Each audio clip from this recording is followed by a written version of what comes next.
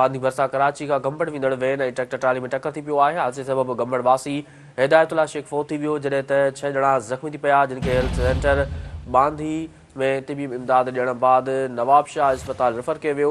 ज़ख़्मियुनि में याकूब मशोरी, मज़हर शेख, अलह वरायो शेख, वज़ीर हुसैन, अलीज़ा मला ऐं अमजद अली शामिल आहिनि। अवांखे आगाह करे आहियूं अफ़सोसनाक ख़बर जे हवाले सां त बांदी भरसां कराची खां गंबड़ वेंदड़ वैन ट्रैक्टर ट्राली में टक्कर थी पियो आहे। हादसे में गंबड़ वासी हिदायतुल्ला शेख फोत थी वियो, जॾहिं त 6 ॼणा ज़ख़्मी थी पिया आहिनि, जिन खे हेल्थ सेंटर बांदी में तबी इमदाद ॾियण बाद नवाब शाह अस्पताल रेफर कयो वियो।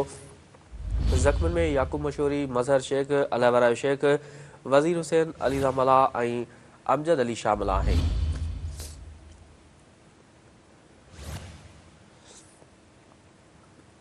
अवांखे आगाह करे रहिया आहियूं अफ़सोसनाक ख़बर जे हवाले सां त बांदी भरसां कराची खां गंबड़ वेंदड़ वैन ऐं ट्रैक्टर ट्राली में टक्कर थी पियो आहे।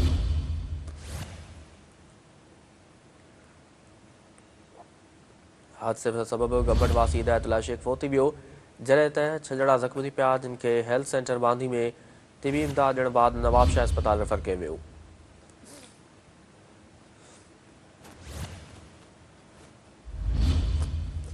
ज़ख़्मियुनि में याकूब मशहूरी, मज़हर शेख, अलह वरायो शेख, वज़ीर हुसैन, अलीज़ा मला ऐं अमजद अली शामिल आहिनि। वधीक तफ़सील मालूम कंदासीं। टेलीफलाइन ते मौजूदु आहे असांजो नुमाइंदो इम्तियाज़ जमाल। जी इम्तियाज़, अफ़सोसनाक रोड हादसे जे हवाले सां आगाह कजो।